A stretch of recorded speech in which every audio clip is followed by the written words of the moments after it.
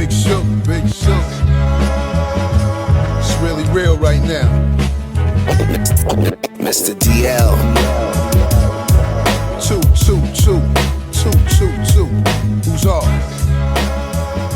I could just lose your mind. Yo, we are here, episode 54 of the Danger Zone podcast Welcome back, everybody. with Big Shug, Mr. DL. Chef Tony. We here, man. You know, Chef you know Tony what it Nicole. is. Episode 54, we rolling in, you know what I'm saying? Look at the love, you know what I mean? It's here. What's going on, man? This week, what's happening? Well, not even this week, just hip-hop in general and life. You know what I'm saying? What you got, something over there, D? Yeah, there's a bunch of things going on with hip hop, but I wanted to start off with this real quick because this would be a fast story. Somehow we drink Fireball on this podcast. They're not a sponsor. All the time. We just drink it. You know, we like it. I mean, if they want to sponsor us, hit us up. But last week it was reported that the mini bottles, which we don't drink, fortunately, don't even have whiskey in them. So my question is to Big Shug, who maybe knows more than me about the whiskey game. Why is there different whiskey in the smaller bottles? What's in the mini I Fireball? really, you know what I'm saying? I really was unaware of that, though, but, because I really don't even drink whiskey. I mean, I drink this Fireball, that's it. Yeah. My drink of choice is Captain Rum, and, Captain Morgan and Coke, and a Long Island iced tea. Those who know me from, over the years, it's Long Island. I've had Long Island all over the world. You know what I mean? So, like, everywhere, even when they don't know how to make them, I get behind the bar and make them. You know what I mean? But yeah, I was aware of, Guru used to drink a little bit of whiskey. Motherfuckers used to be drinking some SoCo. You know what I mean? So I don't really know much SoCo about and that lime. shit. You know what I mean? I didn't fuck with it like that, Well, they say that the little bottles, it's a blend of malt beverage and wine.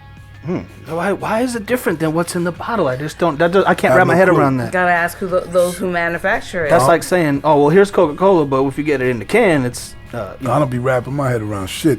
Well, go ahead. Yo, that's always one of them lines that sound funny as hell. I don't wrap my head around it. But, yeah. Beyonce just did a $24 million show, not Word? tour, show in Dubai, and didn't she announce that she has a tour coming up? Yep, she has a 2023 world tour, so they're gonna much sell was out. How much was you saying? $24 million. So you said it's a $24 million show? One show that Well- she did in Dubai. Well, it was a private Jay-Z? party. Now, Jay-Z is at the basketball game with a $2 million watch on. So, Yeah. so it's part of their game, right? That Millie game and shit, you know what I mean? Hell yeah. I mean, think about it. What do you think she should pull? Not that. I mean, I don't. Hey, guess what? Those guys got money to burn, though. That's what I'm over saying. there. Whatever you're gonna pay, Hey. especially Dubai, that you shit mean like that. You mean the customer, not the artist? Yeah, that Okay. country right there. That come on, man. Lots of They buying- multi-billionaires over They're there. buying. What's his name? What's Lil Wayne? Remember that they bought him fucking. What was that? Some fly ass car or something. Remember because he was detained on some bullshit, and the prince or somebody bought him a fucking car, like Lamborghini truck or some shit. Some That, shit. that was like bottle of her. water That to was them. like. Go ahead. Oh, I said that's like a bottle of water to them. That was like her first show in a long time, and it said that I guess that there's an Atlantis there, and that's where she performed at. And but 24 million sounds like to me she didn't want to do it, and she goes, "Tell them I'll do it for 24 million," and they were like, "Okay." And they're like, yeah, I gotta do it. And I No, guess girl. Even if I only sent half over there. and I guess Blue Ivy, her daughter, performed with them. Oh yeah, she been rocking with her a little bit. Oh no shit. Yeah, a little. So I seen a brief something on that, So I wanted to bring this up. This is hip hop, and this is connect us to last week's episode. If you go check last week, we interviewed who interviewed last week? 5 Oh, foot. 5 foot. Yeah, on that episode we talked about the Eminem Jay-Z comparison, whatever they were talking about. And here, Bubba Sparks claims today, I failed to live up to being the second coming of Eminem. Because weren't you talking about Bubba Oh Sparks yeah, being because good? I was saying he was good in his own, like his little country, he had his little fly style. little shit. Yeah. But like I said, they're always gonna compare them, excuse me, to Eminem. So Yeah. it's unfortunate for them. But such is life, man. Yeah. That's how I look at it. You know what I'm saying? So I thought that was funny. I thought you would like that. Yeah, I mean, out of nowhere, they talking about the same shit we were. Bubba Sparks used to be kind of fly where he could just rhyme. It seemed like he'd be the only dude rhyming, getting away playing a banjo. You know what I mean? Wearing So, overalls. What about your boy Flavor Flav? yeah, well, Flav. You see what he said today? Nah, MP. What'd he say? That he was handsome? He said he would spend over $2,000 a day on his drug habit. Oh yeah, I peeped that. What drugs Is that a lot? are that? It's a lot, right? But Is that a lot? no one was. It wasn't, unbeknownst to anyone in the industry, what his struggles were, or whatever. You know what I mean? So, just like some people, they got them struggles. Money's coming in, you're in control. You get some off the deep end. Like I had my struggles and shit like that before I even came into the game. Yeah, but I bet you weren't spending So therefore, I $2,000 a understood. day. Nah, I was getting that, but I wasn't. Nah. I feel like you spend like that, you could kill yourself. Well, that's so he what- must have been spreading it around. You know what I mean? That's let me think here. What did you say it was $2,000 a day? That's like $750,000 a year on drugs. You know they was getting it though. Yeah. Look at Ozzy. He did so many drugs now. His ass is like a zombie. You think Public Enemy's getting like that? Now? What you No, mean? then like Oh, money wise? yeah, to spend them $1 million motherfuckers- a year on drugs. Them motherfuckers was Coliseum like shit. They was, you know what I mean? At one point they was like, That's when motherfuckers- Maybe that's when he was doing them in that heyday. Motherfuckers was believing the He's hype. definitely doing it on Flavor of Love. I don't care what anybody says. Nah, not really. That was man just him. is 100% Like, if- conscious. If you know him, like you know that dude is a little off center like that.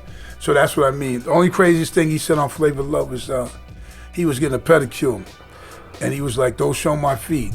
My feet are look like a runaway slave."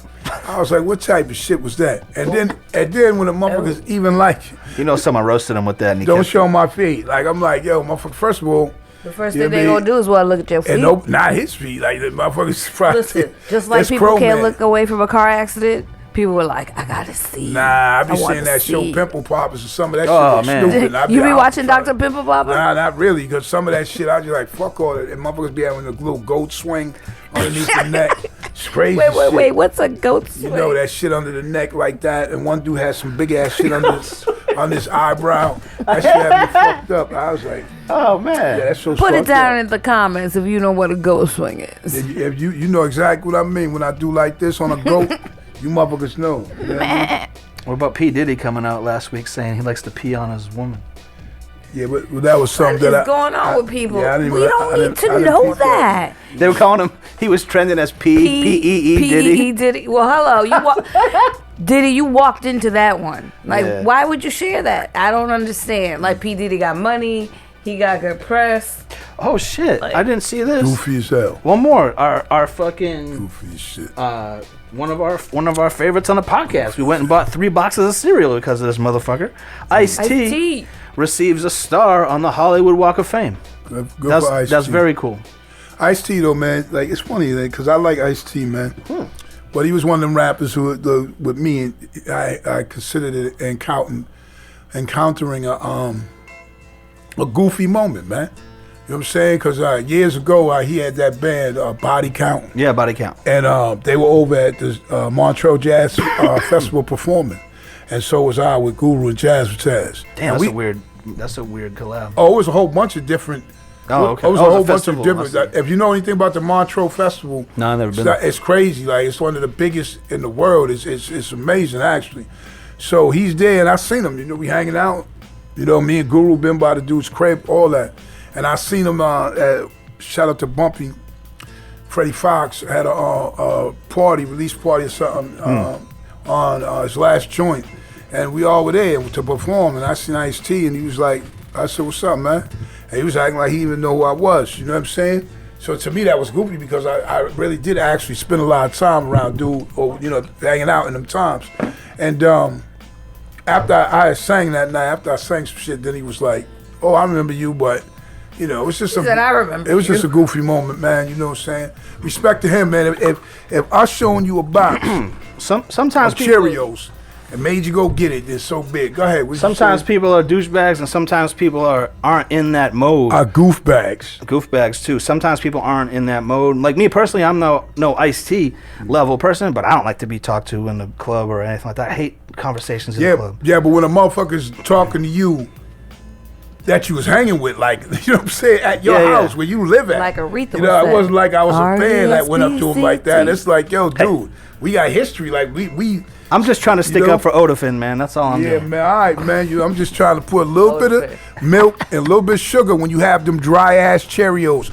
And put a little sugar on there. Let them, eat them shits. If you don't want to go through all the sugar movement, slide over and get the Honey Nut Cheerios. They already got that little sweet. I liked Honey Nut Cheerios actually growing up. Yeah, I haven't had them fuck in with them, years. man. I eat them dry and shit, man. What's the best cereal? Best cereal in the world? Yeah. At one point for me in life was Apple Jacks when I was younger. You know what I'm saying? But see, I was all of those cereals. I was Apple Jacks, Fruit Loops.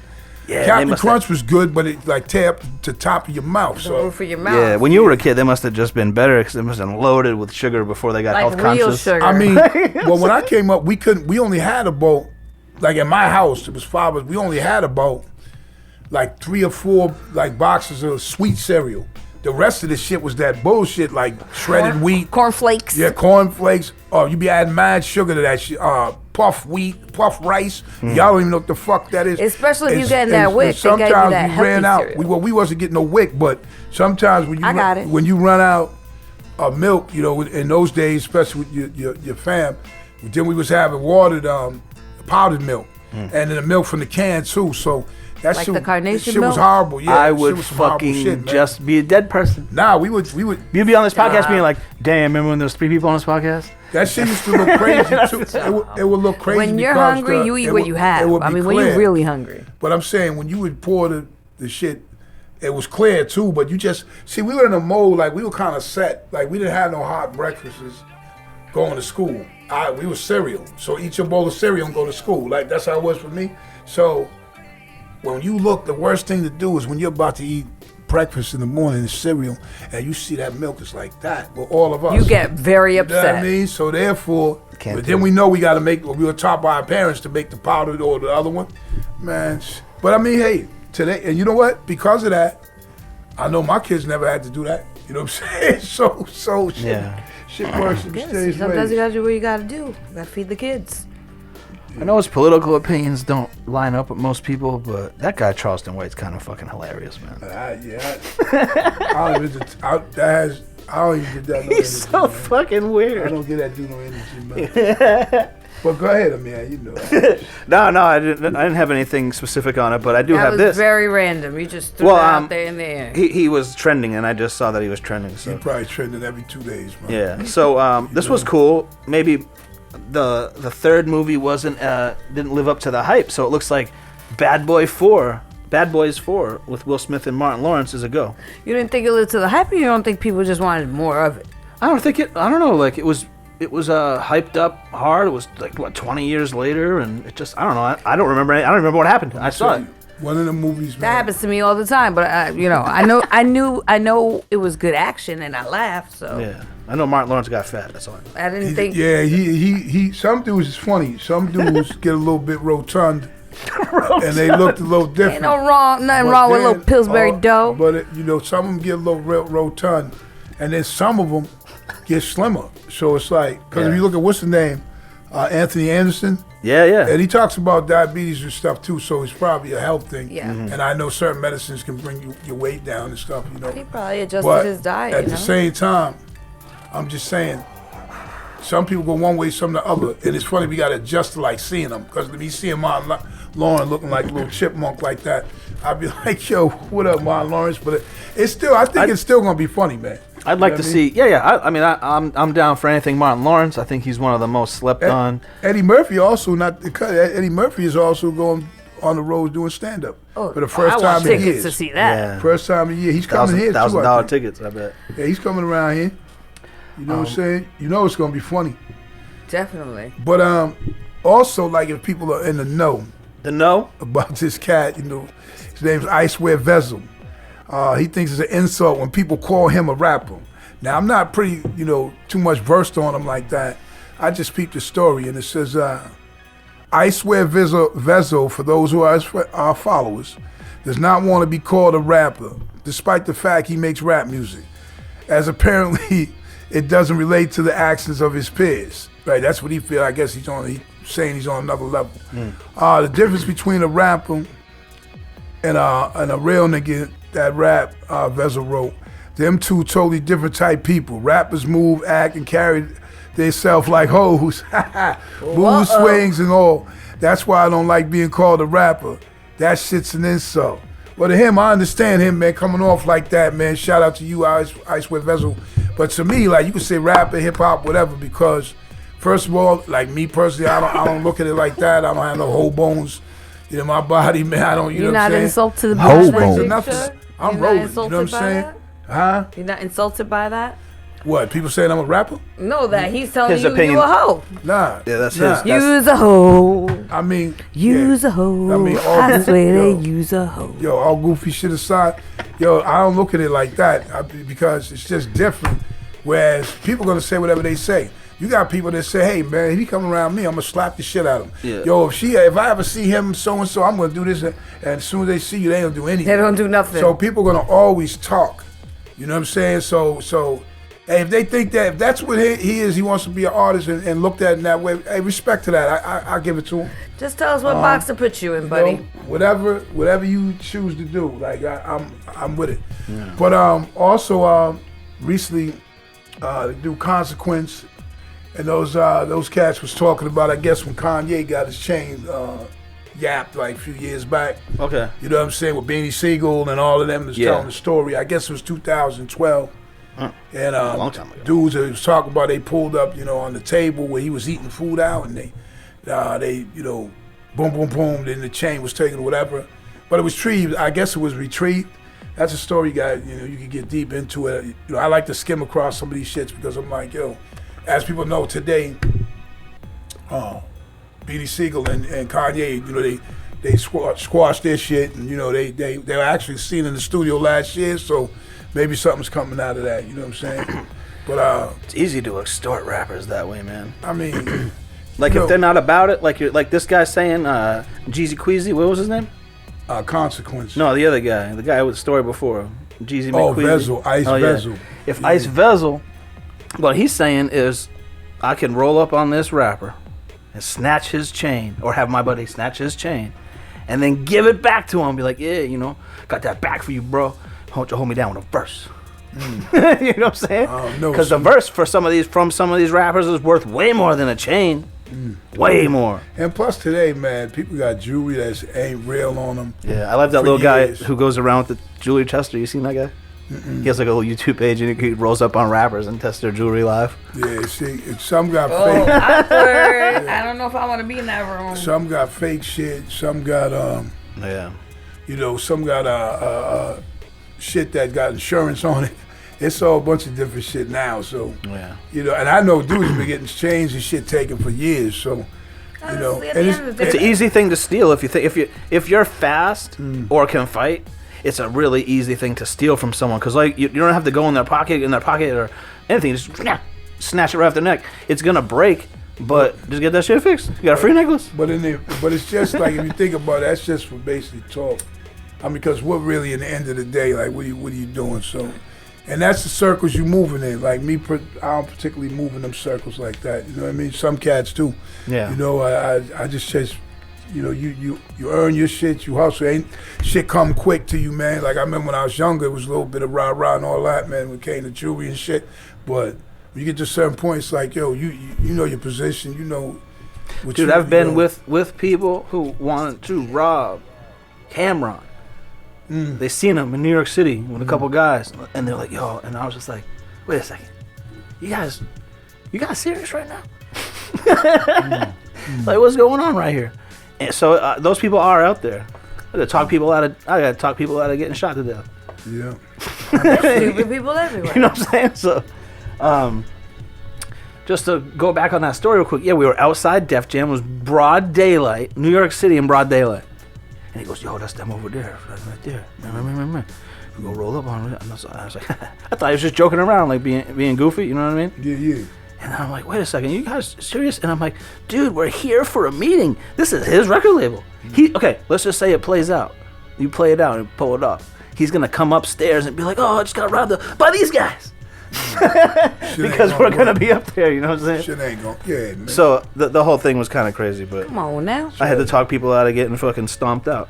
Yeah. Like, you guys can't do that here. You guys crazy. Cornballian. You know what I mean? That was old. That was a long time ago. That was 22 years ago. Shit. Also, your favorite rapper, Lil Yachty. No, Lil Yachty just released I don't know anything a from new him. album. I know who he is. I don't know. He released a new Wait. album last Oh, he's the week. one I hate, right? He's the one on Bad and Bougie. He goes, yeah. That's his verse. That's him, right? I'm not sure. I think that's it. I hate that guy. Well, yeah, he got a new album out. He's traumatized. He got his new album, and his new album, I forget I guess it's like a rock. I guess Questlove just recently went on his social media talking about he praised the album. You know, I guess it's just him. Questlove did? Yeah, I guess it's Lil Yachty with a few other artists. If Lil Yachty's who y'all fuck with and deal with, you know, Google that up and search that out, man. Shout out to him, though. People making more new music and pushing the envelopes and shit like that, man. That shit is dope. So I hope he's the one I'm talking about, because I do like a lot of the newer rap, but that guy is too much for me. And then I always mimic that part, and people go, "Oh, that shit's dope." I'm like, "What are you talking about?" Oh my god. yeah, that shit sounds kind of wild. So, I'm telling you, it's on Bad and Bougie, the third verse. I gotta check it. But listen, there's something though. Make sure you hit that like button, subscribe. Yeah, hit that like button, man. You should go to that clip channel too. Come check out the G.I. Joe shit. You know We'll be working on that clip channel, loading up all the freshness over there for you ADD motherfuckers who need to watch 3-minute shit. Lots of clips. And I gotta hold up, man. But I feel you guys. I do the same shit. What, you just click in, click out? No, there's a few podcasts I listen to the whole thing, like my homie Jim and Sam. But mostly I'll consume it in like 5-minute clips. Yeah. Like I watch it like when I be looking at ours and before things come out and shit like that, and then I might peep a few parts of it here and there again, but and I watch a little bit of Drink Champs and a few others, but not much, I'm just in and out, man, like bobbing and weaving shit. What do you listen to in the car? A podcast or music? Music and sports radio. Sports radio. Sports radio too. Actually, I was just shout out to 98.5. I was just on there a week ago talking about some movie shit and just chopping up with Zolak and them guys. So shout out to Scott Zolak and them people on 98.5. That was dope. Well, speaking of sports, we got a couple of sports things. Oh, but before all of that, though, I would like to address one thing. No.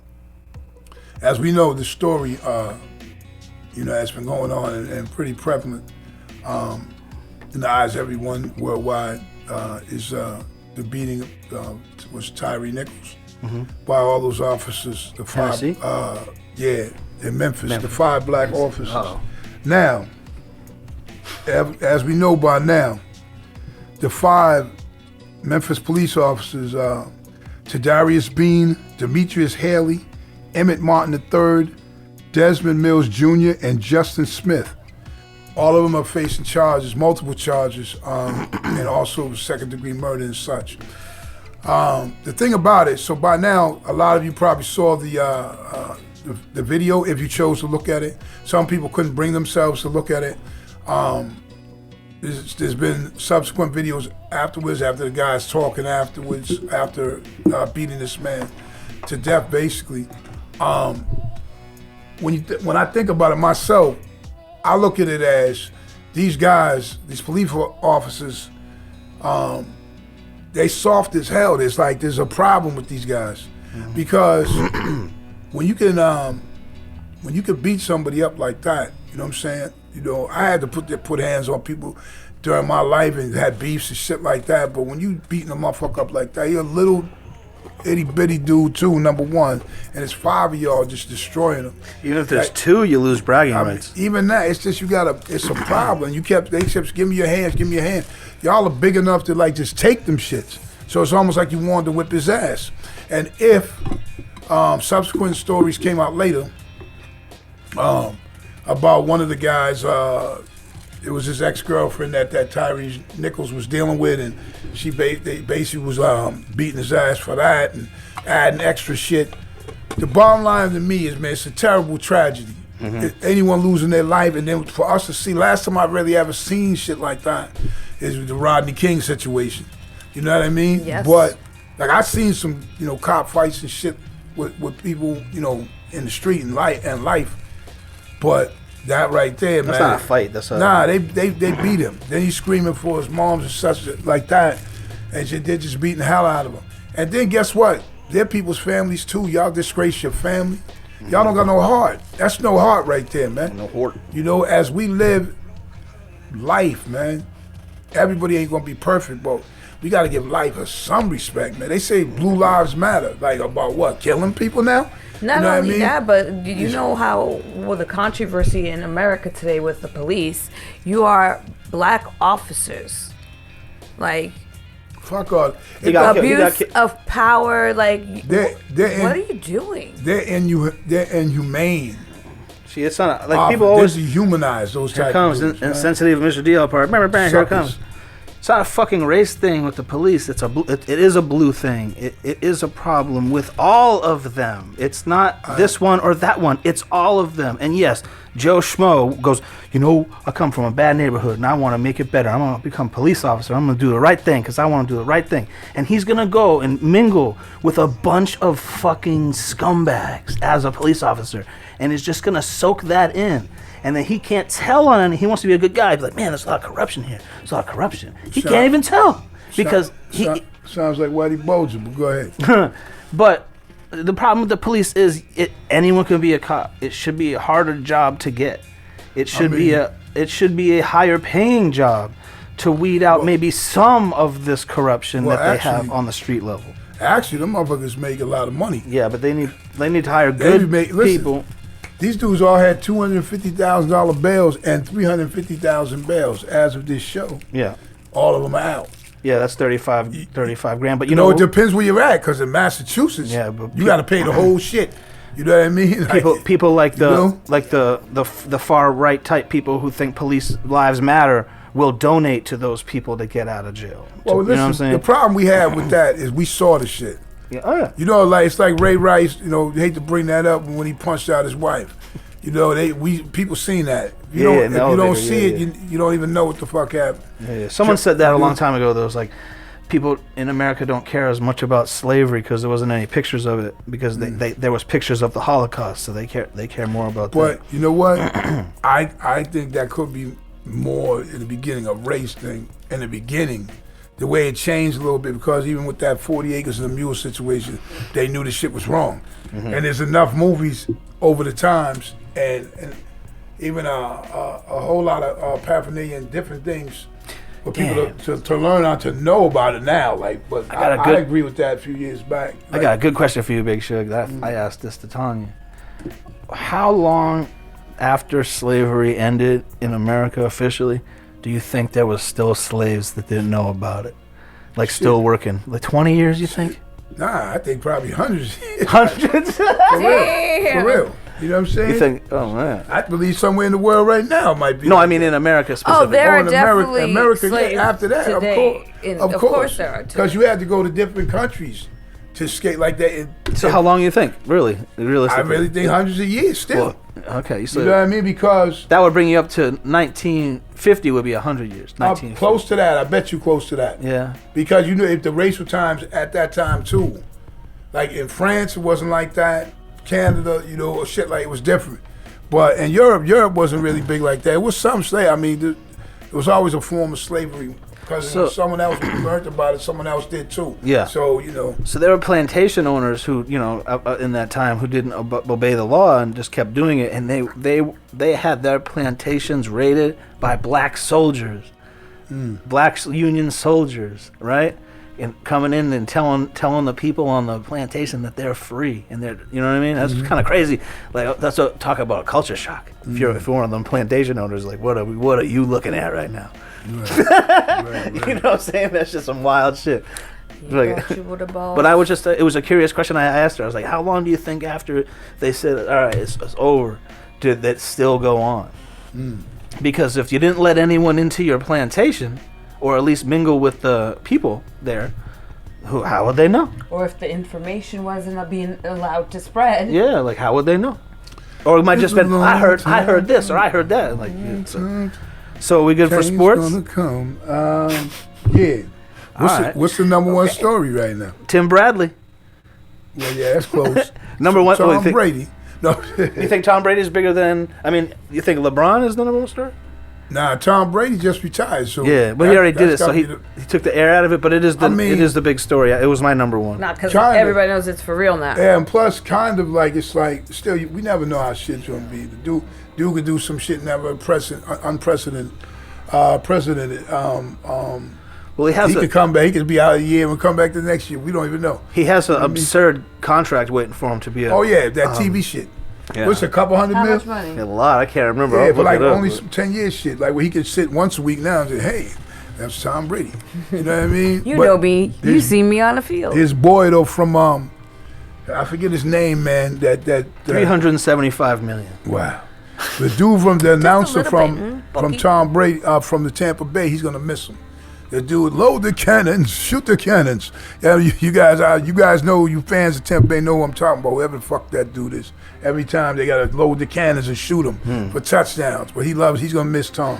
But shout out to Tom Brady, as much decorated. Some controversy amongst haters, but he's the greatest to ever do it. 6 Super Bowls. You know what I'm saying? Actually, he's For two 7. teams. Yeah, he's 7, right? For 2 teams. Yeah. No, 7 Super Bowls, but winning. Like, it's amazing. He left here, and a year later, he did it. He has So- more Super Bowls than every other franchise. Yeah. So, Not shout out to him, man. I watched him, man. I admired you, man. I It's kind of an impressive record. understood, like, greatness. You know what I mean? The little run that Purdy had for 49ers, man, kind of rekindled how that came. So, I mean, hey, shout out to Tom Brady, man. Whatever you decide to do, even if it's come back, even if it's never come back, whatever, Yeah. man, you were great. You'll always be great. Well, You know I'm what not saying? shouting out Tom Brady, but he is a great but yeah, I think he should have retired when he won that Super Bowl, and just go out like that. I think he'll always regret that. But think that. But- you just said he should have retired when he won that Super Bowl. That 7th one. So think about this, though. This is what life is all about. Like, you don't want nobody to tell you when you should stop. No, I'm not telling him to do No, I'm whatever. saying but you. I'm saying he retired, and I thought that was good. listen The to this. best thing for him. Yeah. you just said that you think he should have. Yeah. So I'm just saying, like, I'm just correlating it, like, with another motherfucker saying DL should stop doing so and so. Yeah. So you got to. I'm sure people say that. Yeah, but I know, but you as the passion for doing what you're doing makes you, like, that's what drives you. You Yeah. like doing what you're doing. So that's how I feel with him. He's the GOAT, and he's also the bull, as you know. Boy, how was Best it again? undisputed living legend, Best Tom undisputed Brady. legend. You know what I'm saying? He's the bull. So y'all gonna run with that So, bullshit. all right, so here's a question. Hey, y'all gonna run with that bullshit right now. Here's a It's question. real though. The bull. I know. How come LeBron James, who is our next story, I think, how come LeBron James is clowned for making it to the finals and losing, but Tom Brady isn't? Oh, different sport, different situation. And I'm gonna tell you what my view is on that. Oh, no. So basketball is, first of all, basketball is a different situation because you play your 7. What is the best out of 7? Yep. You know what I mean? And in that regard, that's something that he kept going back to do whatever. With Brady, you're playing football, which is that, to me, number one, the physical sport that you're doing once a week. You know what I'm saying? Not 7. You don't got 7 times to play the other person. You that's once a week. So it's so look at this. You know the team. Who's the team who lost 4 years in a row? The Bills. You see what I'm saying? Yeah, but so they get clowned for losing the well, Super Bowl. and you should. I don't think so. I think making it That's to the nice. Super Bowl, Think about this, man, DL. I think that's good. Think about it is, but think about this. In LeBron James' case, taking the Cleveland Cavaliers to the NBA Finals Well- was a fucking Well, listen to this. Listen to this. That's more of the visual than the actual. Because what I mean, I don't give a fuck who the people were. If they couldn't play their position, because there was some dudes who was pretty stiff on the Michael Jordan teams. Yeah. If they couldn't play their position, you don't win. Who, like Luke Longley? Yeah, but see, but Luke Longley had a jump shot and he was long. He played D. You know what I'm saying? So Yeah, I thought you were know? referring to him. I didn't know who you were referring But he's one of them. Yeah. It's a few because they played their position. Like the Celtics teams of old, there was great. Like Luke Longley, I remember his name because he might not have been an all-star player, but like he was important. Yeah, he was important. He was important. There was a story that Michael Jordan told that Luke Longley was killing motherfuckers in one game.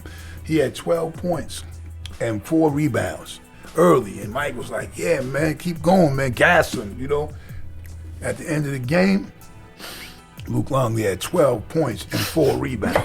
Right? Mike was like, "Oh, you know what I'm saying? So I'm just going, I mean, it's just crazy. I remember that story. Probably got excited. I mean, that, and oh, shit, Mike talked to me, never talks to me. But they was pieces, though, He calls me Shrek. I know, right? Before Shrek was even out. No. But they were pieces, man. All these is pieces, man. LeBron, I think, to me, Michael Jordan will be the greatest player of all time, basketball. But LeBron is right there to me because, although I can't say he was better, but I see all the great shit he did and what he's still doing. Yeah. You know what I mean? And you gotta respect and appreciate that can only be done by greatness, straight up. So he's definitely, I think his greatness makes a lot of people that think Michael Jordan is the greatest basketball player that ever touched the basketball. I think it makes them uncomfortable. And it makes them not like him. And they're like, oh, yeah, he's a bum. He ain't good. I'm like, dude, he went to fucking 10 straight NBA finals, right, bro. But I don't think about this is what with 3 teams. He won NBA titles with 3 fucking people. This is what you got to say, though. So every time Mike stepped in, they won. Yeah, but he only made it there 6 times, which means, so 6 years he was great then. Yo, hold on. No, wait a minute. So you know the whole story. 6 years he was great. What else goes in that story? I think he was great. But what else goes in that story? You missing a part. He got kicked out of the league for gambling. He didn't get kicked out. He stopped playing right in between. And then you come back and you win 3 more. Like come on, man. Yeah, I think they probably would have won 8 straight. I think so. But put it like this. So. Here's another example why I think LeBron James is better than Michael Jordan. Michael Jordan. Blasphemy. Michael Jordan leaves the Chicago Bulls, right? And he goes, I got kicked out of the NBA for gambling. That ain't true. So disagree. I'm gonna go play baseball. Whatever those reasons. You know what I mean? I love when you guys get along. Disagree. So he leaves. And the Chicago Bulls are 1 game away from the NBA Finals. Okay? 1 game without him. Okay, 1 game. What does that mean? And then, LeBron James leaves the Cleveland Cavaliers, and I think they won 14 games. And what else happened to them? Everybody went everywhere. That team wasn't even the same team at all. Not the first year. Yeah, they still had Love and all those guys. Yeah. About 2 or 3 of them dudes was out of there too. It wasn't LeBron was the only dude who left. That first time? No. You gotta go, just check it. You can do your homework. I know you do.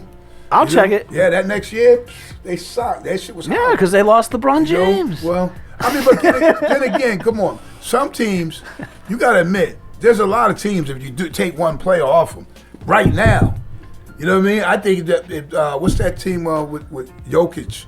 That team that he's on. Mavericks? No, Doncic. Take him off that team. Yeah, that's another one. Take him off. Them motherfuckers win you know what I mean? Not the Mavericks. They haven't won the championship, but Timberwolves. What the fuck? you know who we mean. Yeah. But I'm just saying. You know who the whiskey. That's how I look at it, man. But yo, he's about to pass Kareem Abdul-Jabbar for the all-time points leader. He probably will do it by what's the date this show's on?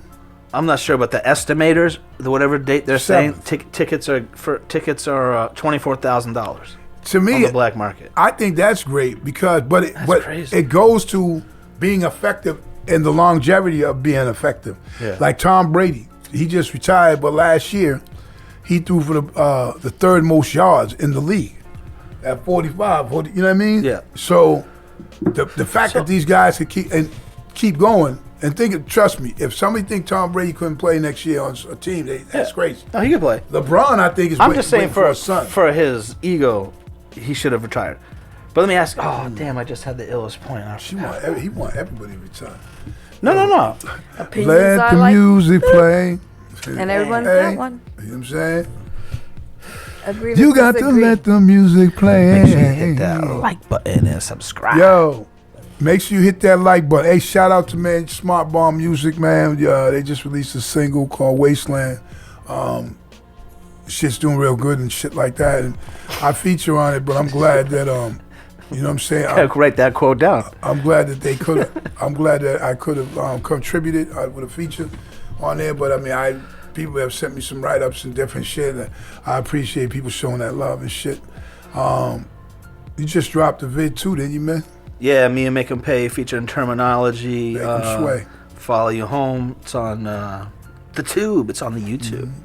So listen, because although we do this podcast and such, like we still, into entertainment, and, like I still rap, he make beats, I'm still singing, rapping and shit like that. So that's how it's gonna go down. There's a lot more to come, but I just want to give them shout outs, man, right now. What you got, man? I got, I had that was it. That was it for me. Tanya had something. I forget what it was. There was a new rapper that you were talking about. Just congratulations to everybody who has been nominated for a Grammy this year. Especially, I'm going to shout out my girl Mary J. Blige. Of course, amongst the many was Adele, Beyonce. I like Adele. But as one of the new artists, and I'm Bionici? I love Bionici. Yacht. I like Jazz and Bionici. I think they're pretty cool. Yacht. So, new artists, best new artist, we have Tubi. Smoking weed. Smoke it. Every day we're smoking weed. I don't want to, as we said, Fireball. matarle el nombre, but it's Matarle el nombre. NWIGWE. He's out of Houston. He has a series called Moe's. Battling Ombre. Excuse me. I got It's one called more Mo, LeBron. not Moe's. Oh, yeah. And he's go ahead. of Nigerian descent out of Houston. So Who? congratulations. What's the name out again? to I'm him. sorry. Living his best I was life. talking. What was the song? What dude? I'm sorry. Toby. Joe. And I'm going to say Wigwe. Toby. Toby Wigwe. That's not my name, isn't Toby. My name is Toby Kunta Wigwe. Kinte. Best new artist. First time you come back. Oh, go ahead. We didn't mean to interrupt. My name is Toby Wigwe. Kunta It was Kinte. just, I caught an interview and I just like what he had to say. He's just like, everybody says when you're your authentic self, like that's when the moment will hit. Well, you know what I say? I say fuck everyone. At one point, he was going to be in the NFL draft, but, life took him another way. So, shout out to him. Yo. Hey, listen. I got one more thing to Do say what you about love the LeBron to do. thing. What you want to say about Because that? I have this is a serious question that Go ahead. that I got for Big Shug. Oh, I unplugged my headphones. All right, so you're saying the tickets to this game are $24,000 Right. to see LeBron pass Right. Kareem Abdul-Jabbar. What's more important in the long run? That shot when he passes Kareem Abdul-Jabbar or his last shot? Right, In the long run, like what's more important to witness? probably his last shot. Okay, because that's going to be the record for. Because see, the way of the world we live in right now, everybody's been anticipating him passing Kareem Abdul-Jabbar's record. For years, no one anticipated that on anyone because they were like, that shit ain't happening. long. He played for a long So time. when he with went, a good team. he went to the NBA when he's that's another one. He went to the NBA when he was 18. So what if times was like that? It wasn't like that when Mike and them at that point. Yeah. There was only when I was 3 high school basketball players that come from the right before Mike. Moses Malone, rest in peace. Daryl Dawkins. Darryl Dawkins, Yeah. rest in peace. Chocolate Thunder. And Jim Willoughby. He was the unheralded one, but Jim Willoughby had ridiculous hops. I mean, Yeah. ridiculous. So, but he didn't, his game didn't translate to the NBA like Dawkins and Moses Malone. So, Not only could white people not really dunk in those times, Daryl Dawkins was breaking their fucking backboards. come on, man. He was the first They were one. just like, come on, man. He was like the George Clinton of basketball. Yeah. He called himself Chocolate Thunder. And look, I first seen him when this is a good story. So when I moved to Atlanta when I was about 19, I was you gotta learn where to get a haircut and shit like that. Yeah. And Not me, but and yeah. to play ball, you know what I mean? So and my mother was like canvas, the whole wherever, man, just get around. I don't know nobody, but I'm just going at parks, playing ball, getting cuts. So I find this court like not too far from Vine City. Shout out to Vine City, and I go on this court, and that game I might have mentioned, but there was a game I played in. That shit was moving fast as hell. I mean, dudes was like, it was chain link. The nets, Yeah. right? Oh, shit. And Oh, this that's game out. was moving fast as shit. Dudes dunking, coming out of nowhere. I'm like, yo, these motherfuckers. So it made me play fast. So then there was one shot I missed and we lost the game. And then this motherfucker started trying to yell at me, right? And I said, first of all, I'm like, yo, I'm coming straight from Boston at that point. And I'm like, yo, fuck is you talking to? So we squaring up, people holding in, grabbing me, and I'm like, yo, I'll fuck you up, blah, blah. And then, when they calm down, we get the next run down the road. This happens to be Wes Matthews. If anybody knows the history, his son plays now, but Wes Matthews Sr. We was in Atlanta, like straight. That's when NBA players too went to courts, because this dude was definitely at the court playing with cats, like, you know what I mean. And it was some games, you know what I mean. And shout out to Wes Matthews and Wes Matthews Jr. But we became cool. But then he pointed out a few more people that was sitting on this court that was like NBA dudes. I was like, because this game was like, even at my age now, that game was the like fastest on point dunk fast that I ever like played in. And I'm 19, my energy's like off the charts at that point in life. So, you know what I mean? But shout out. Would you believe I could dunk a basketball at one point in my life? Yeah, I know which one too. Uh-oh. I bought one for my son. I knew That that little was Winnie the Pooh one that sits on the floor. Nah. And you walk up to it and you go. And he goes, hoo, like Winnie Pooh, and then you just dunk. Like, yeah, that, yo. I never was able to do it in competition in a game or anything, but I could dunk a basketball when I was skinny DL. I grew up playing basketball, and when I played at my mom's house, she put the hoop on the side of the house, and it was on. How tall are you, DL? I'm about 5'9". I'm not even lying to you. I swear on anything, hey, Big Shug. listen, I swear on whatever you want me to swear Of on. all the things I think you do, I don't think you lie to me. He just, But on some real shit, Mr. DL is 5'9". M. Dot is 5'9". They both have the similar like story like that. So now they got to play one-on-one. No, well, Yo, hey, first of all, so you didn't hear my story though. You didn't yo, hear but hold on, I'm gonna don't say it then. But I'm just saying, no, I'm don't spray. don't stop. She said, don't spray it on my spray it. bid act. But M. Dot actually was a Division III high level player. Like, this shit fucked me up when I found that out. But That's weird. go ahead, finish your story, man. So where I used So we to, got to call Lane. yeah, we'll call him up right after this. Where I used to play basketball at my mom's house, it was on a dirt incline, just on the side. Like there's a little thing, and it was on a dirt driveway, but there was like an incline kind of where the hoop was, and I had one of those adjustable basketball hoops, and I would just put it on like 9 feet and jump and dunk the 9 feet, and I'll be jumping off of this incline constantly, and then when I was in ninth grade. In gym class, I just straight up jumped and hung on the rim two hands. And then by senior year, once I knew I could jump, I never was able to do it in a game. I never tried because I never had the momentum to pull it off in a game. I tried in some like backyard games, you know what I'm saying? But yeah, if I'll fucking get people on this podcast that'll tell you, skinny Mr. Bring it on in. DL, skinny Mr. DL was a fucking another thing. Seeing DL dunk in life is like seeing when Will Chamberlain scored that 100 points. But anyway, folklore is folklore. I respect that. He said folklore. We had a game, and there was this guy. He was a bigger guy, and he went for a layup, and I pinned the ball to the backboard, and I remember that's when people were like, "Whoa!" But I never had the chance to like show it off, and like I never was able to. I needed that other 2 inches or 3. You know what I mean? Will Chamberlain 100 points. Mr. DL, reverse windmill. Yeah, right. Yo, you already know what it is. Here on the Danger Zone podcast, episode 54, man. 54. Let it be known. Hold on, my phone's ringing. Who is me? this? Oh shit, it's Prince Poe. Damn, I hate technology sometimes. Welcome to the show. I hate it all the time, but we have no choice. I hate it all the time. Just give me a couple of cans and a string. You know what I mean? I'll be like, what's going on? Couple cans. Yo, them were ghetto walkie-talkies when I was a kid, straight up. I did that too. Them shits was like, what? I learned from Romper Room. Them shit, that's because, honestly, man, the world tried to teach us that was some real shit, right? But we knew that after a while, man. Come on, man. Yeah. A string and 2 cans and shit, the fuck out of here. You know what I'm saying? Word up. I'm down with the 2 cans and the string too. I'm with you. You know what I mean? Or even the smoke shit. The smoke signals was dope too. Set some shit on fire. Oh shit, my man pulled me. Okay, I'll be right there, son. But yo, what's good with you, man? Man, I can't complain. I'm great, man. Out here in the city doing what it do. You know what I'm saying?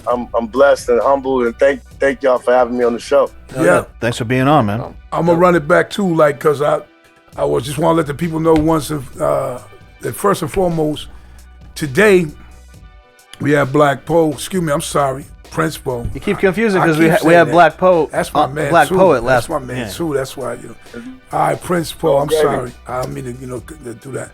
And he told me that too. Prince Poe, from just MC. You know what I'm saying, rapper, but also part of our legendary culture and the group organized Konfusion. Hell yeah. You know what I mean?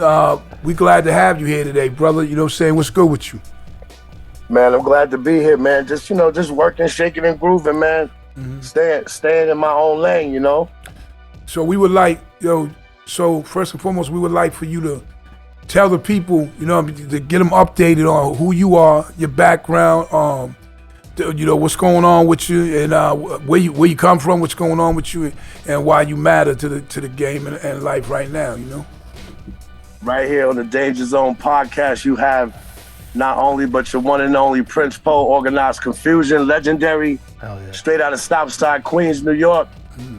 You know what I'm saying?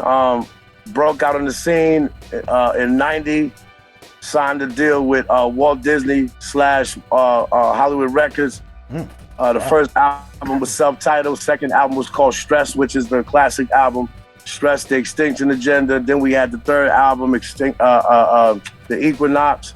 My partner Pharaoh Monch, my little brother OC. That's the legacy right there. And I'm just glad to be here, man. Just trying to put out music that can change people's lives and give people some reflection. We was like the group that brought concepts to the game, far as giving people a visual from a really odd angle, from a left angle. So we came up with likes of Gangstar and MOP, Tribe Called Quest. Shout out to all that. Black Sheep, and and having such great peers, we felt like we had to find a defined imagery, not so much an imagery, but a defined direction to come from to contribute to this big puzzle called hip hop, which is from our communities, from the hood, from the struggle, from the ghetto. And being that we had great likes before us like Kane and Biz Markie and Houdini and LL Cool J, we always question ourselves, like, how can we fit in with such greats? How can we contribute to a culture that these incredible people is a part of? So we decided to come up with the name Organized Konfusion because it's an oxymoron. It really it cancels out itself. So we wanted to come with this different concepts. We didn't want to have no niche. We wanted to be able to make songs about love. We wanted to be able to make songs about struggle. We wanted to be able to make songs about triumph. But we always respected our peers by just being totally different and respecting the art form by being original. As back in the days, it's not like it is now. Back in the days, you got beat up if you was biting too much. It was different. And like I said, so you coming from Gangstar, like that shit made us say, look, man, if we can't fuck around. We gotta contribute something great, right, to be around greatness. You know what I'm saying? So, we always focused on concepts and giving people visualization and music so that they can take out time to use their mind to think and process things and actually process life different and see life on a broader scale. So we always came up with like ill concepts and just to the left type of things that people can grasp onto and really think about. You know what I'm saying? And maybe it can have some type of effect on their lives in a positive manner. You know what I mean? So. So, when you first, well now, obviously you're an MC first, I guess, to come into the game, but we noticed too that, like, so now for quite some time, you guys really haven't been like organized confusion as the group. Proud March obviously has went on to do his things and you do your thing. Sometimes it seems like he's probably more celebrated, so to speak, and it's like, do you play that position that way, or do you just feel like he does things different than you, or like, you know what I mean? So, well, we first of all, we brothers. We grew up in the same hood, right. and we family. So that's first and foremost. Second, I've never been a person that felt like I needed to be acknowledged by other people. Right. Like, I grew up with a powerful father that, in times where being dark-skinned, you had to know how to crack jokes, because light-skinned dudes would crack jokes on you. No question. You had to know how to stand up for yourself. So, but what a lot of people don't know is that I'm not outshined. Most of the production that was done by Organized Confusion, as far as outside production, was me. Right. Like, I produced the Funk Soul Sensation for Gemini the Gifted One. I did a couple of joints for OC, Constables, and some other joints. So most of the production that said produced by Organized Confusion was actually me. It's just that I'm a team player, and I don't really give a fuck about what people think about me. You know what I'm saying? I'm about getting money. I'm about sharing money. I'm about sharing jewels. And, and it's trying to be some type of influence to younger people, man, that's dealing with this struggle. So, I wrote lyrics with Houdini, and like I said, I did abundance amounts of production. Right now, my mind is even blank on it because I be trying to do so much shit I forget. Of course. I used to share drum sounds with likes of like KG, Diamond D, Q-Tip. Dope. And like, far as like being up on sounds and Clark, me and Clark K used to build all the time. So, it's just, I don't know, like I always played my position on just being comfortable in what I'm doing. Even when Monch came out with Simon Says, I was doing production and redefining my style as far as MCing. So I supported him and hung out with him. I didn't really need to I didn't have to shine like him. That's my bro. If he shine, I shine. Of course. So, I was running around in the street a little bit too. So, and that's because I try to be a positive influence to some of the younger brothers and sisters. You know what I'm saying? Because it's bad out here. It's been bad out here. This struggle ain't just start. So, I always kept my hands in the pot as far as production. Black Sunday and another song, I can't get the other one, but Black Sunday was done on the same ASR 10 as Shy Skills did Throw Your Guns and Slam. I was just gonna ask you about Shy Skills. Yeah, and that was my man too, and been working along with the likes of Large Professor, as far as on production and stuff. So, I've always kept a secure place within my attitude far as where I'm at. People that know me acknowledge me. People that know bars, they know me. You know what I'm saying? Some people will say, well, I don't like Pharoah Monch. He's a little bit more,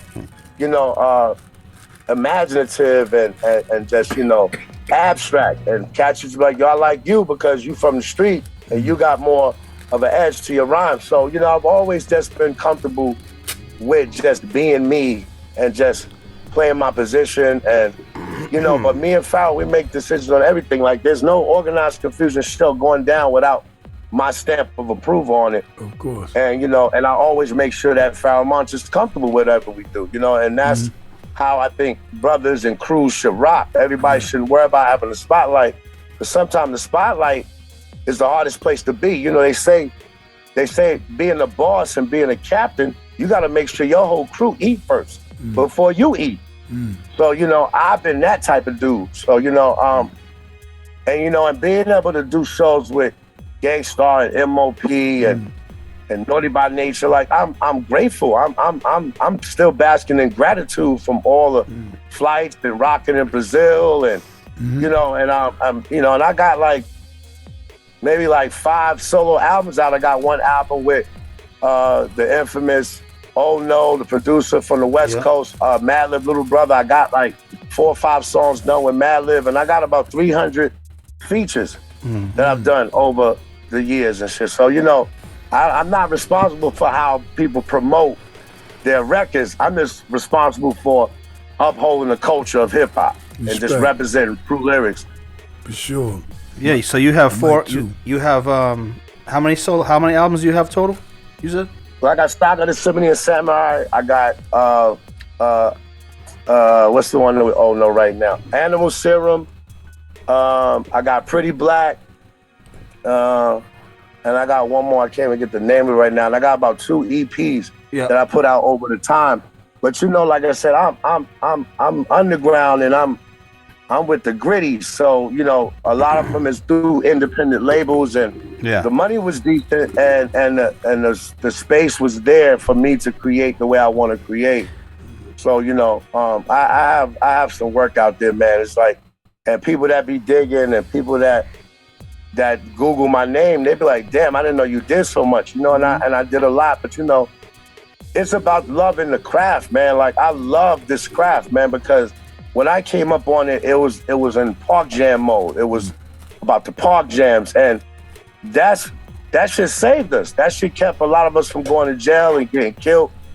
And radio was not with it. Radio wasn't playing it. Labels didn't believe in it. And then the next era came when I was a young teenager going into, you know, my manhood. That's when it kicked in, and people was like, oh, this can make some money, you know. And so I came from it when it saved us. It was our refuge. It was our way of keeping the faith. Right. You know, you heard Over Like a Fat Rat and Rising to the Top by Kenny Burke, you know, playing the park from the DJs. You know, you had faith. You was like, yo, I'm gonna make it. I'm gonna make it past 25. So, you know. It sounds like you appreciated the major days more than the independent days. I appreciate both. Because, you know, like even with the last album that Organized did, the Equinox album, we was executive producers on it. We controlled all the money. And that's when I started learning that you know, about good business and having some creative control and business control over your situation. So, you know, I did like that era because that era, like I said, if it wasn't for that era, a lot more people would be dead. A lot more people would have been locked up, because when that DJ put that music on in the park, it just gave us a visualization that we can make it. You know, it's a chance that we can be successful and make something of ourselves. And, you know, it wasn't glorified then. But even now, like, I'm not mad at nobody. I just be looking at everybody like, if it wasn't for Flash and Kool Herc and the Sugar Hill Gang, nobody would have no Bugattis and no Phantoms. I don't give a fuck about how many people talk shit about, yo, the old dudes can't do this and the new dudes. That shit is all bullshit across the table.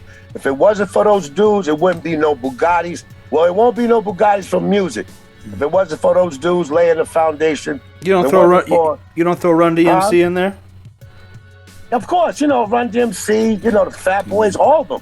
If I was it just wasn't curious for those tracks, it would not be no flossing, no chains, no nothing. So it doesn't matter to me what no young person say. I want to see all the young and all the new up and comers, all the young gunners. I want to see all of them do good. But when they start feeling like I have to use controversy to sell records, that's when they lost. You got to know how to create and reintroduce yourself with new music and new ideas. You can't come out and try to diss KRS-One. That's not going to work, because if it wasn't for him, you wouldn't be who you are. It's true. So I don't fall into the shenanigans and the fucking okie doke that cats be doing, you know. And I get it. Now is a game about who's noticed and who's acknowledged. Everybody's online trying to be validated, seen and and heard that's and liked. cool. But everybody is validated already, because you already born and here for divine reasons. So it's just about tapping into your you're zen and doing what you got to do and loving what you do. Now everybody, you got cats blowing up off of TikTok now. It's just about loving what you do and just staying focused and staying stable and staying solid, and then you blow up. So listen, came from MySpace, now it's TikTok. Do you but so you're from Queens, right? Yeah. So do you connect and see yourself historically, like, with the other Queens MCs, and like, do you have a relationship with them, or do you know what I'm saying? The movement, yeah. It's funny. I was an extra in the movie, and I heard Nas is upstairs shooting a video, so I kind of took off my jacket and went upstairs to act like I was one of the people working on his set. And I went to say, "How you doing, Mr. Nas?" And I walked past him, and he just like, "Yo, what's up?" Like, so I got a real good rapport, and I could joke around and do stuff like that because, it takes giving respect to get respect. Of course. I'm cool with Nas. Me and Large Pro is mad tight. I knew Large Pro before even his first record came out. God bless his soul. Me and Shot Skills, we worked on the same machines. Rest in peace. Actually, I remember going to visit Premier in College Point when he was in Queens years ago. Right. So, anybody that's in Queens, I tap into him. 50, I'm cool with 50. From the same neck of the woods, from the same neighborhood. I produced the Lost Boys' very first demo, right before they got signed. Me and Fredro and Sticky is mad cool. I ran into them. We had some shows in the same city. Shout out to Onyx, the whole crew. God bless his soul, DS. But we always been grounded in Queens as far as tapped into all the groups. Like, LL Cool J, God bless him too. He always makes sure we get played on Rock the Bells radio.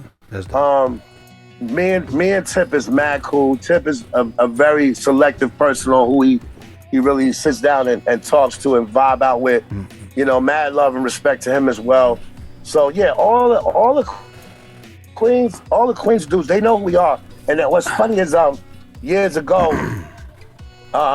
there was interviewing Nas about You Gave Me Power, and a lot of cats know that song was about a bullet, and everybody knows that most likely he was influenced by Organized Konfusion, Straight Bullet, because we did that years before that. Right. So my thing is that if somebody uses an idea or they get influenced by you, I don't think it's right to check niggas and be like, yo, you biting. I think that it's actually an honor when somebody wants to use an idea and you influence somebody, because back in the days, Bootsy Collins and all of them influenced each other. Right. Bootsy Collins was influenced by James Brown. Of course.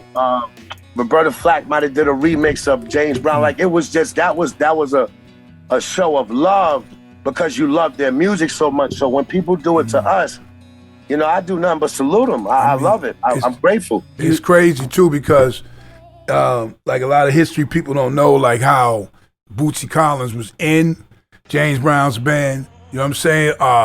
Larry Graham was in Bootsy Collins' band, and he went on to be, you know what I mean? So they was all Sly Stone, they was all working with each other.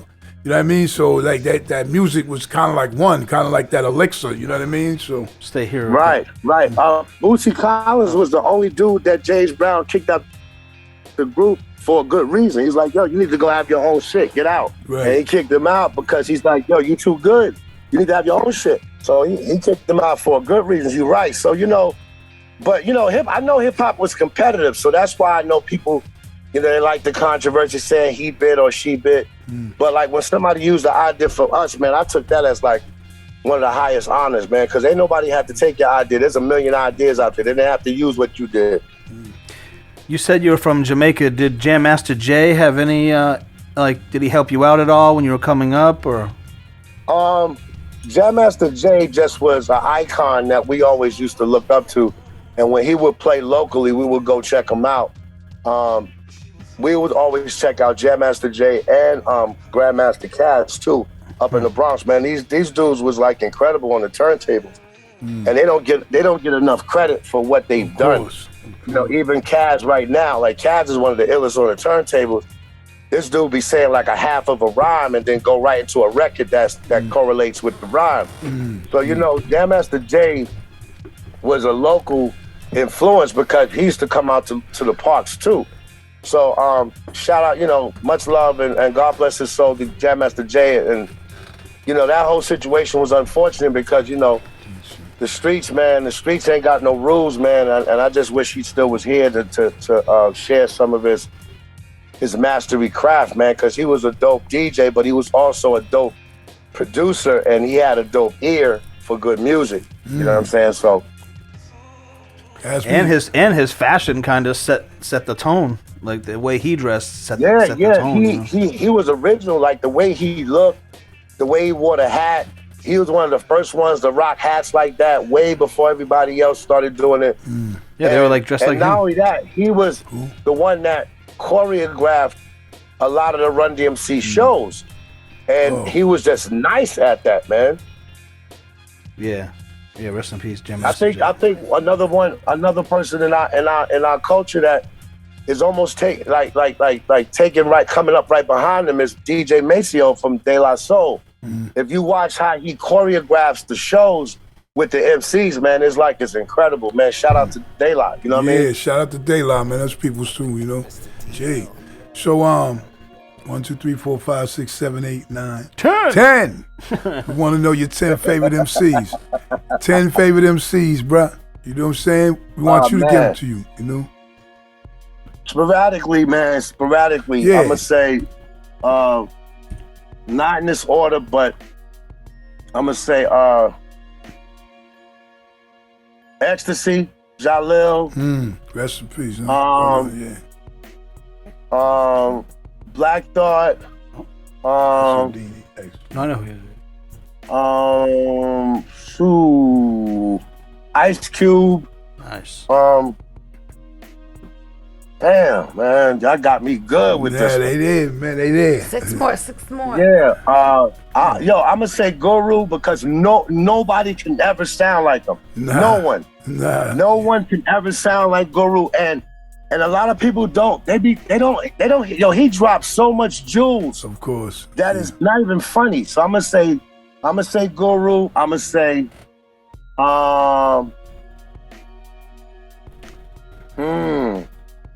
Damn, I'm gonna throw y'all off with this one. Consequence. Speak on Consequence. Jay-Z. That's 7. Damn, man. Is it 3 more? Yeah, 3 more. 3 more. You got it. I'm gonna say I gotta throw him in there because when I met him, he was so young and he was so talented. I'm gonna say Nas and Special Ed. So 1 more. Nice, that's good. Special Now I'm gonna tell you why I said Nas and Special Ed. Them dudes was kids rhyming with grown men and dropping bars. Yeah, that was like kind of like Craig G. And an honorable mention, I gotta say Chubb Rock, man. Yeah, he don't get mentioned. Yeah, man. And they play, and you know what? His song "Treat 'Em Right," right? They still rock that hard body in every party in different age brackets all day long. And I remember, you know how we were when we was rocking in the '90s. Like everybody was always at a lot of the same places, and I would see Chubb Rock have quite a few conversations with him. You know what I mean? And then it's just amazing dude, amazing people, amazing time. What would you say? Oh, one thing too I wanted to ask. I'm sorry. So what's more dear to you, like, or is there a difference, or is it all embodied as one? MCing, you know, or producing, you know? It's all embodied in one. I just think that MCing and rapping is different. Because when I was young, my pops used to say, you know, the older cats used to say, let me rap to you for a minute. Yeah. Rap was considered like leisure talk with the OGs. Like, yo, let me rap with you for a minute, man. You know, just to kick you about some shit. MCing is a craft. It's a poet. It's a messenger. They cut. It's almost like they're like street preachers. Right. You know what I'm saying? So, you know, they told stories. You know, I gotta have honorable mention of Slick Rick too. Damn, how can I forget about Slick Rick? You're good. I think you said 10. Slick, I think you said 10. Super honorable mention. because he told stories. And back in the days, it was about like what your visualization was with your words. Like, you know, anybody can rap words, but can you give somebody a story like, yo, that was ill, and yo, remind me of when I did such and such, or I was caught up. My cousin went through such and such. So, you know, the visualization of words is what separates an MC from a rapper. Like, there's a lot of rappers, but like even today's time, I consider 2 Chainz an MC. 2 Chainz. Yeah. Saying, I consider him an MC because for you to be able to do the trap music and then turn around and do a song with Daylight, you a different creature. Joint he did with Daylight is banging. And he got his way of showing people, like, don't get it twisted.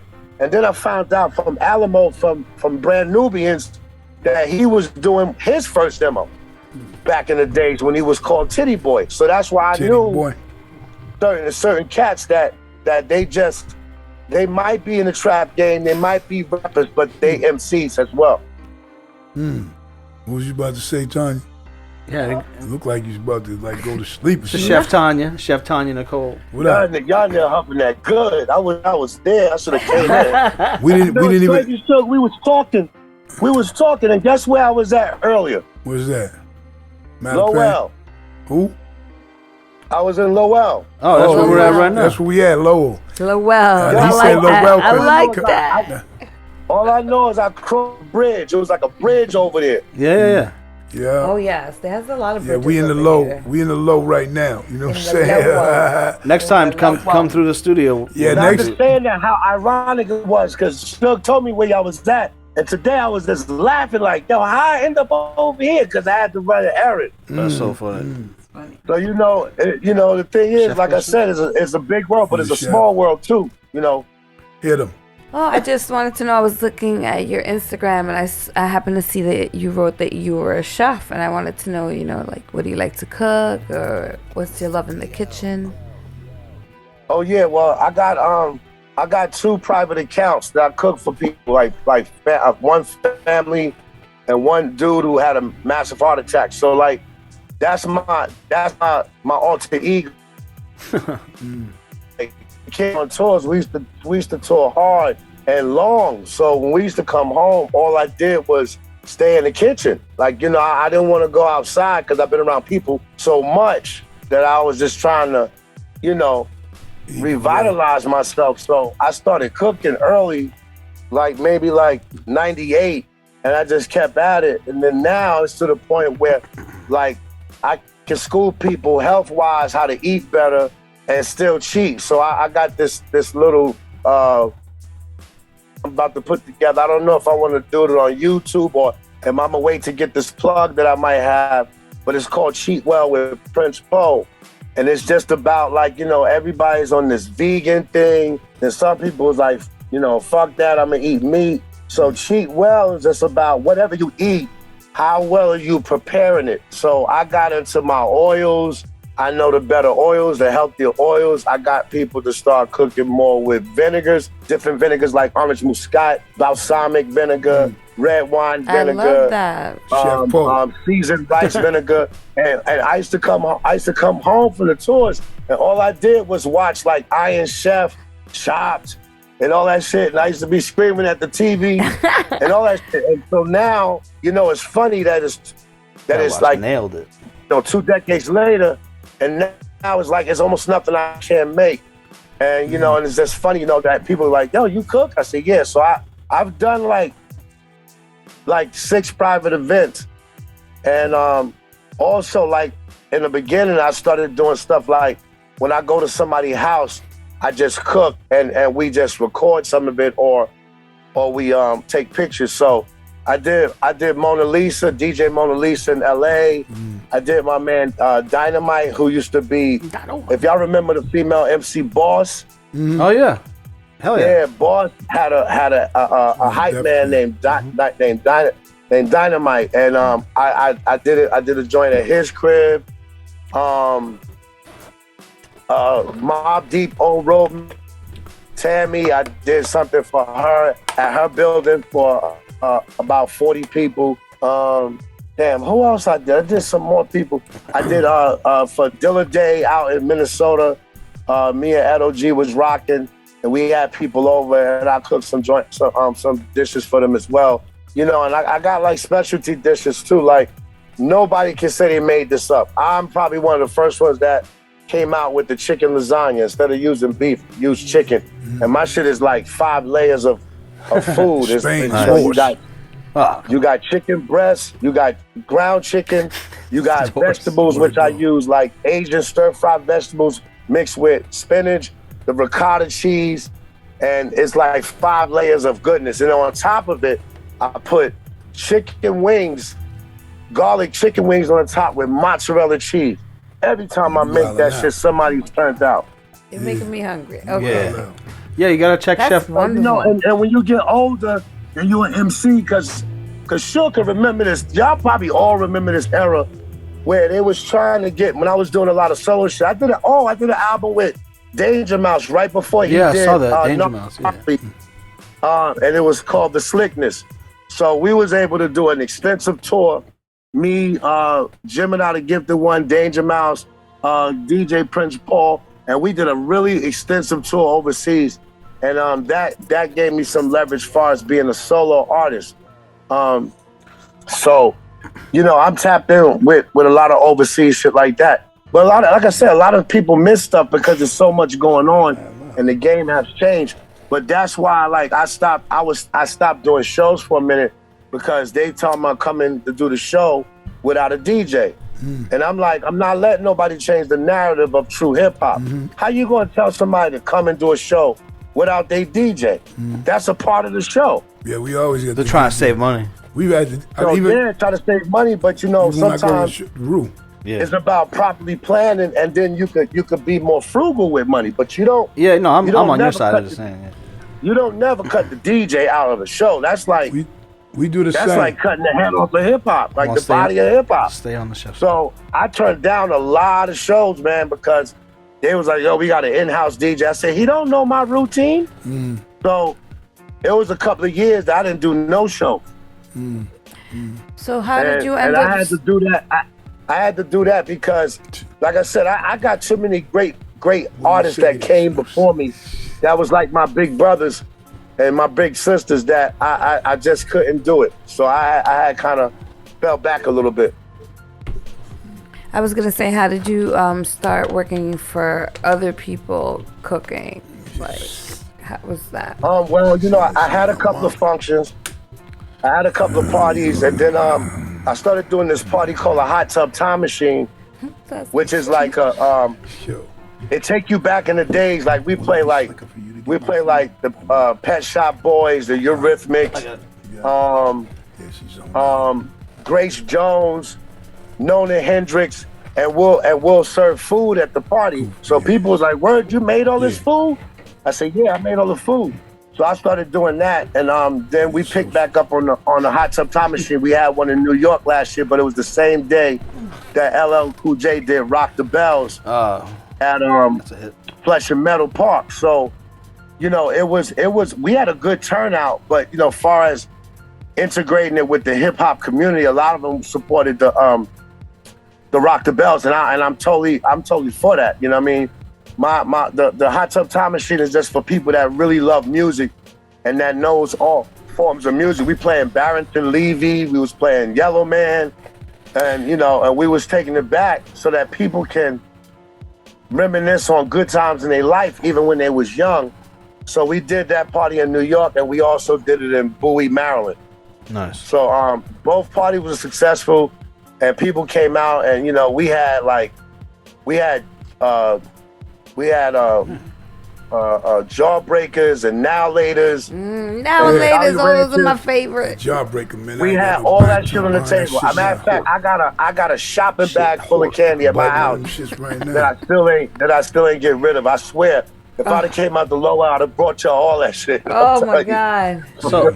So This is Chef Tanya. She has a cooking show too. It's called Medical Edibles. It's called Medical Edibles with 3M. She's I cooked. already know what that's about. That's dope. Yeah, She's cooked for like Cypress Hill, Redman, Stephen Marley. Oh, that's dope. No, not That's Stephen Marley. dope. What Marley was it? It's called Goofable Loopables. Now I'm gonna go ahead. Ziggy Marley? I don't know. One of the Marleys. So yeah, she cooked for you should check that out. I think you would like it because it's Yeah, I definitely gonna check that out, man. Maybe we gotta link up and do something. Well, you together, said you 'cause, had, I think, like 2 social accounts. What are your socials if you want to know about either? like, my cooking channel is Cheat Well with Prince Poe. Like Cheat Well. Cheat well. Cheat underscore well with Prince Poe. And that's like because a lot of people will say, oh, I don't eat beef. But a lot of people that have low iron that try to pick up on eating more beans and shit like that, sometimes that iron is still not enough. And the doctor will tell them that they should eat beef every now and then. So, if, for my cats that love beef, I just, I tell them how to make, burgers and steaks without using any oils, straight up using vinegars to draw out all the fats and the extra unnecessaries in the meat. So, I got like different methods the way I do my shit, but I'm always open to join forces and to come and support your platform, because I'd rather support a platform and then hopefully what'll come out of it is support. Because a lot of times people want to blow up and people want to do things, but they don't support people. So which is true. That's why I was on it when I hit up Suge. I said, y'all want to get on the show, is because I want to bring something to y'all platform, and I want people like, yo, that dude, he said some real shit, and and not only that, man, I'm telling you, man, I got so many memories. It's not even funny. One of the last times I rocked with Suge was in like Philadelphia, like 25 years ago. Right. Gangstar and Organized Confusion, and then we had another show. A bunch of them shits. in Oakland, and I remember Guru. I think it was at a place called the Omni, and I remember somebody bust off firecrackers, and Guru was like, "Yo, don't leave. Those just firecrackers." Like he was not getting anybody to come back. Yeah. And and those memories is what groomed us, is what raised us in this game. You know what I'm saying? Of course. Because even though Gangstar are peers, they still are like big brothers in this shit. Right. And I remember one time, man, we almost had a what you call that? When they be in the parties pushing each other around. Y'all remember we mosh pit. Yeah. Man, we almost had a mosh pit in Monch's room when we looked at a Gangstar video and somebody had on an Organized Confusion t-shirt. Right. We almost lost fucking mind. Right. We was like, yo, we made it. We fucking made it. Yeah. That's just crazy. That's love, though, man. I mean, like I said, we at those times we all were ascending at the same time. A lot of the groups, and like, because I came home in '91 and then took off doing my thing with them once again. But listen, we appreciate, man, you wholeheartedly, man, coming through. We had no idea you was this close because DL's always making beats. And I'd be around, you know how we do, so we had to come through the studio and blast something out real quick, you know what I mean? Hell yeah. Anytime. Connect up, man, you know what I'm saying? For sure. Yeah, definitely. I definitely come see y'all, man. I come live, and I bring a little tray of some goodies and shit. We could, what I'm saying, y'all can go in and tell me what y'all think. Oh, yeah, and since I definitely some real chefs. Hit me in the DM with your platform, because I'm definitely all about trying to support people for sure before asking to be supported, because of course. You gotta put work in. That's where we came from. We came from putting work in. And my platform is the real Prince Poe, Instagram, cheat underscore well with Prince Poe. I got dishes up there. A lot of shit I did, from vegetable dishes to meat dishes to vegan plates, Asian, Italian. I'm still learning, so I'm going through it all. Facebook be popping. I got this shit I do called Just Building. It's the JB's Live, and that's really me every Friday on Facebook going live and just sharing jewels of every day so that people can process things better and don't feel like some sort of way, because people are becoming more self-absorbed. People are becoming more sensitive. You know, Hell yeah. if Suge say, yo, Prince, man, come here, let me tell you something. Yo, your breath stink, my nigga. Like, I gotta listen to that. Now you tell somebody that they cutting you off, they're blocking you, you know, they ghosting you and shit. Like, I'm not from that era. I'm not from this era. I'm from another planet. So I do the just building shit because I want to keep encouraging people to understand that you're here for a divine reason. Everybody's somebody, but everybody is somebody great. And a lot of people don't understand wordplay. Like I won spelling bees out of my whole school when I was in the 5th and 6th grade. But I be trying to share that the word genius comes from the word gene. And we all got genes inside of us. So that evidently tell you that each one of us is genius. I need some blue shit. So I try to build with that because a lot of times when people are hurt, you know what they say? They say hurt people hurt people. Right. So I try to remind people, like whether it's your cousin or your day one, don't let the pain that they inflict upon you make you forget of how great you are. That's just them hurting you because they hurt. So I just be sharing jewels and everyday pieces of knowledge that people can take with them and say, yo, that shit might work for me, or yo, I could use that, or yo, I was feeling down in the dumps until I seen his JB's live. So, and JB's just stand for just building. All we doing is just building. Everybody that comes to the room is somebody, and people give their feedback. I read their feedback, but the most important thing is that even if it's like 60 people in the room, 70 people in the room, I shout everybody's name that I see pop up on the screen because I'm letting them know that everybody's somebody. So. Yo, so listen, man, we once again, maybe want to just tell you that we appreciate you stopping through. Hell yeah. You know, don't be a stranger. We'll catch up again, I'm sure. Episode 54, we got my man Prince Poe. Thank you. AKA Master Chef, AKA The Culture, AKA MC of all MC. You know what I mean? So he embodies the whole shit. We appreciate you coming through. Love is love as always. And peace, my man. Peace. Thanks, man. Yes, peace. Check out that video, Machine Rages, with me and my man, Oh No. It's called Machine Rages. It's on Animal Serum album. It's out right now. All right, we'll post the link in the description. We'll put the link up there, too. Appreciate you, Poe.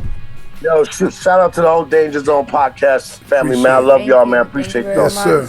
We've come down to that point in the year. You know, Super Bowl's upon us. Man, in our 54th episode. Playoffs last week, the AFC and the NFC championships. Both of them were, one of them was a good game. The other one was ass muffins. So, you know, it's just... it was ass You know, muffins. it was totally AM. But, you talking about the blowout or the yeah, with the 49ers, that shit. I don't know. So, where did we land? Tanya didn't get any right. Oh shit! That's a first, babe. Nice. Shame. I went with my team. The Niners broke my heart. Yeah.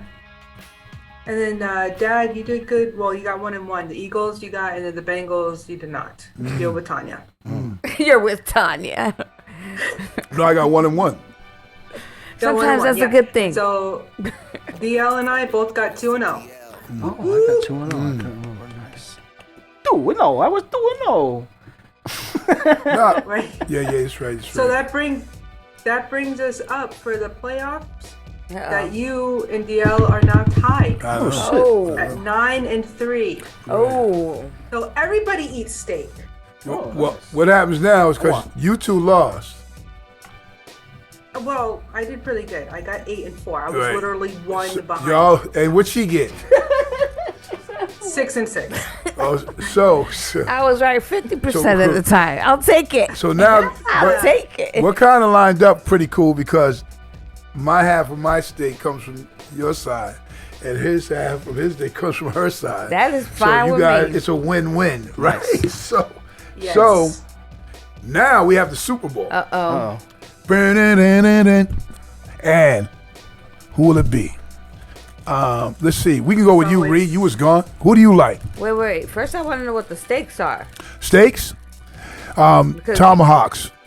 I don't know if there's, No, I don't know I if there's don't really want any way to do tomahawk. this. I don't this want- No, eat this is that, the way. I'm sorry. This is all you. This is the way you do it. So you can do it, but everybody could. It depends. It depends what the picks are, I and want you'll Yeah. see. I want a ribeye. So let's see who you like, Maria. So, I am an underdog at heart. I really think KC is the underdog here, but I really want Mahomes to win. Do I think they're going to win against the Eagles? No. But do I going to pick them? Yes. So Okay. KC for me. What about you? I'm going with the Eagles. They got that heart, that grit. Sorry. I'm going with KC. Okay, so now we got to play because I'm going to Eagles as well. So that's 2 and 2 Oh, again. okay. You know what I mean? So, it would have been a full 25 a piece or something, but somehow it's going to come out either us losing or y'all losing. So we'll find out. So it'll just be for fun, I guess. Yeah, basically. Just So for fun. yeah, for fun. Good old time call. Because I'm going to win. Whoever picked Philly's winning. Oh, it's gonna be a good game then, babe, because you're rooting for Philly and I'm rooting for. I'm not necessarily not. I would like to see Philly win.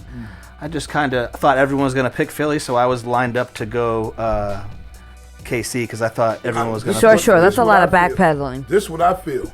I feel because KC, they're solid, but I mean, they just beat Cincinnati. If the dude doesn't push them out of bounds, like we might be sitting here talking about something else. If y'all seen the game, Yeah, it's a couple weeks to rest he his pushed ankle. them. Yeah. We appreciate you too, and I'm gonna let the people know. NFL picks. Rhea Love is gonna check in with us time to time, but she also, when the football season's over, she will return for basketball playoffs. You know what I'm saying? Not the season because it's too long, you know what I mean? But the playoffs, she'll be in, so we'll be making some Season is picks so for long. series. Too many games. So, give you guys some More chance. than baseball, right? Huh? What's that, like April? Yeah, no, baseball got a whole bunch of shit. What's that, like April? It's yeah, like something like that. 128 or We'll So- see you in April then. See you in April. Love you. Appreciate you. We'll see you in the spring. Shout out to Prince Poe for Prince coming Poe, through. appreciate Thank you. you. That was dope. Maybe he'll be an in-studio guest at some point. I want to start doing. I want to bring someone back. I want to bring someone back before we go too deep into. Then it's like, man, we did 125 episodes. Can't bring somebody back. I guess someone new. I think we should bring someone back just to throw that in there. Maybe terminology. I was saying the only person that wasn't seen. You know what I'm saying? He's so hung up on the scene that he's so funny. It is the show we had a line the whole show like this. It was like all of us were on the Titanic. It wasn't a line. What happened was the recording, the footage was distorted or something was wrong, corrupted. Yeah. So I just looped over and over and over again to what I had and blurred it so you couldn't see it looping. It was like because we were regular, and then afterward the psychedelic drugs took over, Yeah, it was like the first 15 minutes was fine. and then it just said Who knows? Maybe some of them enjoyed it that they way. probably did. We was on some Paisley shit. But I'd like for guests that I think I'd like to have back off the top would be term for that. Billy Danz. I'd like to have Billy Danz come back and not talk about rap at all. Because when he was on the podcast, he was like, "Yeah, I like to talk about things that have nothing to do with rap. I always want to have him come on and talk about sports. You feel what I'm saying? Something different like that. You know? You What I said about forts. mean? Forts. No, He said sporks. I know, sports. I know, The whole podcast I'm about just throwing that sports. Sports. Yeah, but anyway, So you talking about sports? Here's a new segue. Oh my god. Oh no. it's Stupid? not- It's not who I think it is it? Oh no. I don't know, but it's stupid as hell. Oh no. And this week, wow, a girl JV basketball coach, 23 years old, impersonated a 13-year-old to play and score for a squad in a league game before being fired as players boycott the remainder of the season in response to the stunt. So, a 23-year-old girls basketball coach has reportedly been fired for impersonating a 13-year-old player in a junior varsity game in Virginia earlier this month. Virginia sounds right. Yep. Right. With one girl absent of the January 21st game, Churchland High School Truckers assistant coach Arlisha Boykins donned the missing player's jersey, number, and hit the hardwood against freshmen and sophomore, as seen in the footage We may pull that up for you. Now, Billy Madison. She the clip shows the older player, which is Boykins, hitting an easy layup against 13 years old. That means she's 10 years older than them. Yeah. And connecting on a pair of free throws, and remarkably, she's even seen giving celebratory hard gestures after converting the layups against players who are nearly a decade younger. Listen. It was like Michael Jordan playing against the people he played in his Let me tell you, I don't know what the hell was going on in your mind, but to be 23 years old and you're coaching, so you have a position, and you said, you know what, I'm going to get in this JV game and block a shot, sink free throws, and they said she went hard, like on some, right? And she's playing against 30-year-old. Yo, Alicia Boykins, you might not be stupid all the time, but that was stupid as hell. Yeah. I'm trying to tell you. Think about that shit, though. She just got, He's like, you know what?